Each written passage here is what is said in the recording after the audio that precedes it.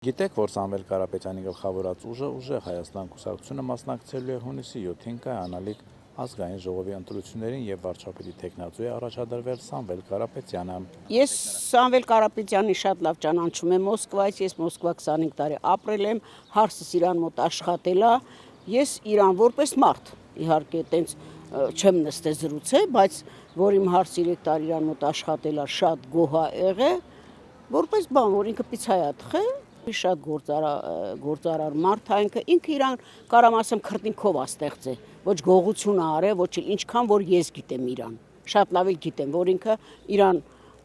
աշխատանքով է բարձրացել։ Դե հիմա էլ դա Փաշինյանն ասում է պիտի լրիվ զրոյացնեմ, իրան դարձնեմ բոմժ։ Ինչի համար։ Ուրեմն որ ինքը իրան քրտինքով առաջ է գնացել, հարստացել է, հիմա դու ինչի համար ես բոմժ դարձնում են մարդին։ Եթե ժողովուրդը կանգնան մի մարդու նման ասին, թեկուզ Սամվել Կարապետյանին չընտրեն, ձեզ ընտրեն։ Ինչ անելու Փաշինյանը, սպանելու է մեզի։ Ես այստեղ մինչև ստեղ կուշտեմ իրանից։ Գիտեք ինչի, մենակ հենց այն բանի համար, որ ասած թոշակառուներ ինչի պիտի 10,000 ստանան, ինչ պիտի անեն թոշակառուն։ Ու նույն րոպեին էլ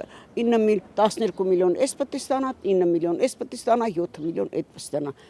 Այդքանից հետո ես իրան ոնց հարգեմ։ Կարաք ասեք։ Այսքան չեմ հարգում։